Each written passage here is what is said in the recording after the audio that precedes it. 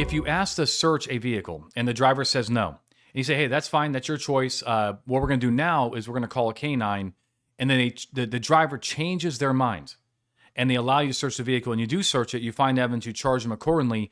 Is that coercion? Hey guys, my name is Anthony Bandiero, attorney and senior legal instructor for Blue to Gold Law Enforcement Training.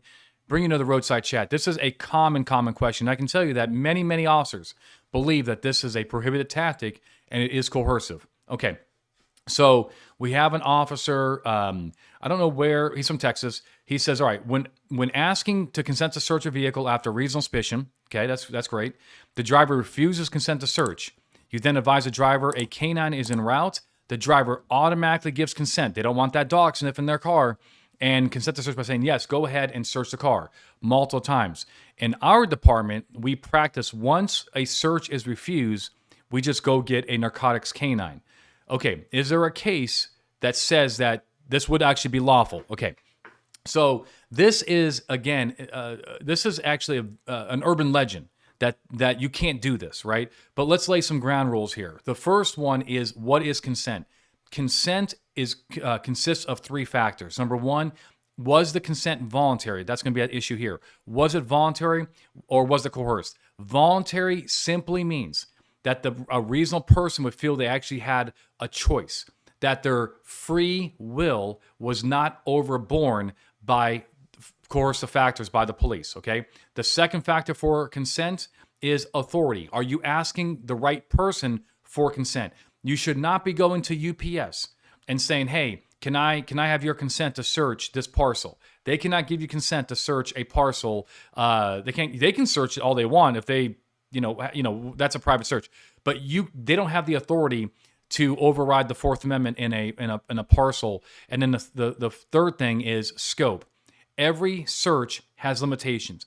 If I let you search my backpack and there's a lock on one of the zippers, I probably didn't give you permission to break my lock open with just basic consent. Can I search your backpack? Okay.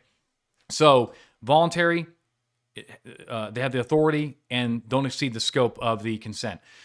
Well, voluntary, just because you give people their options, just because you tell them what is going to happen, is not automatically coercive. That's ridiculous to think otherwise, right? I mean, these are, for the most part, adults, and they can make adult decisions. People can change their mind based on what you tell them, right?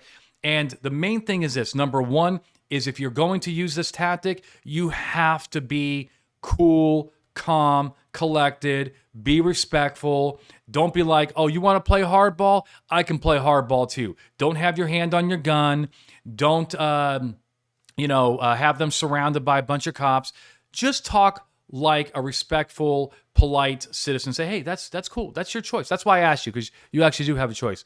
But let me share with you what I'm going to do now, okay? Because I have reasonable suspicion, I'm going to call a canine. The canine will take, 20, 25 minutes to get out here. It'll sniff the car, and if it alerts, we'll just search it under the motor vehicle exception. Or if your state is restrictive, like Pennsylvania, New Mexico, and Washington, hey, if it alerts, we'll just go get we'll just apply for a search warrant, which is another factor. Whenever you tell them something, yeah, you're being cool, calm, and collected, but don't tell them any lies, okay? If you know you can't get a canine, then don't tell them, hey, I'm just going to call a canine, right? And you can't get a canine because you're in the middle of BFE, right? Don't say, hey, that's cool, I will get a warrant.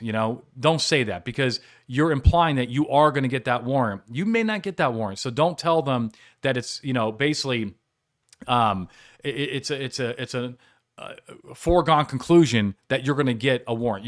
Just be truthful, be respectful, be low key. Say, that's cool. This is what we're going to do. Is that what you want us to do? You just want us to call a canine and go from there? And then, that's fine, right? But people can change their mind. Now, I have a lot of officers who are like, that's fine, I hear you, but that's not the way we roll at this agency or whatever. If they say no, no means no. And I say, hey, that's cool if you want to roll like that, but why would you throw away into the garbage a tool that I just gave you that the courts will uphold? If you look, I am totally cool with, like, you know what, Anthony, that's not the way we roll. We're a big agency. We have a dog right on the corner. If they say no, fine. But have a reason for why you do that, right? Because one day You may be, but one day it may be snowing out, raining out. It may be that your canine handler, who's the only one that you can get, just called off duty and he's your best friend, and you know that he's about to go to a soccer game with his kids, and he's been working overtime constantly for the last few days, and just like, yeah, it'd be kind of nice if my best friend can just take some time off and not have to come all the way back to scene. It might be 2:00 in the morning and you have to do a call out and you have to wake up the handler. The point is, there will be that day when you're dealing with a tweaker who you're predicting that you're going to find a couple grams in the car, and you're like, they change their mind. You're like, okay, I'll just take their consent. But if you're like, nah, I hear you, but A, I have a canine handler right on the corner, or B, this is like cartel stuff. I think this car's gonna be loaded down. Then maybe that's the case. You just don't accept their change of mind, and you just go with the canine. But the case that we're going to talk about is it's called Commonwealth versus Caban. It's a superior court case from Pennsylvania. Essentially, what happened here is what we've just been talking about. The trooper asked for consent. The driver. I'm going to say the driver. Actually, he was the owner of the car, but he was related to the owner of the car, but he was the passenger. But regardless, the occupant said no. This is a person who can give consent. He's related to the owner of the car. He said no. The trooper said that's fine, and we're going to call a canine if that's what you want to do. Then the occupant said, changed his mind and allowed the consent. The court said here, Caban argues that the trooper's statement that the car would be detained until the drug-sniffing dog arrived unless he consented to the search placed undue pressure on him. We disagree that this is coercion.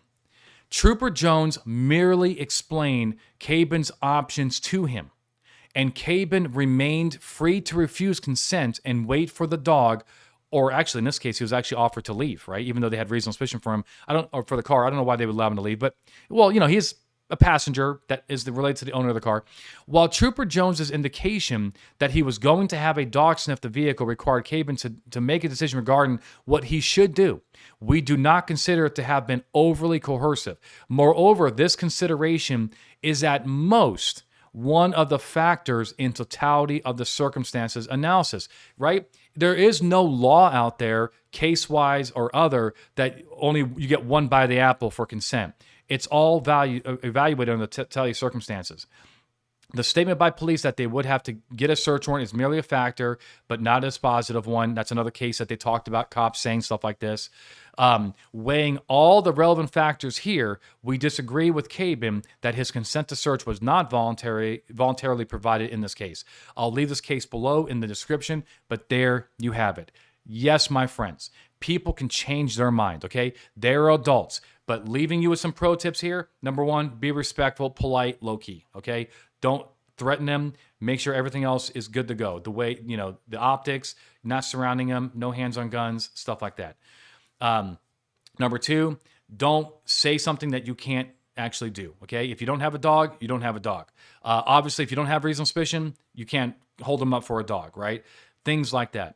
Just be truthful, low-key. If they change their mind, make sure it's all captured on body cam. You may even want to get that in writing just so that you can prevent or, kind of eliminate some of these arguments that happen in court, like, oh, they coerced me.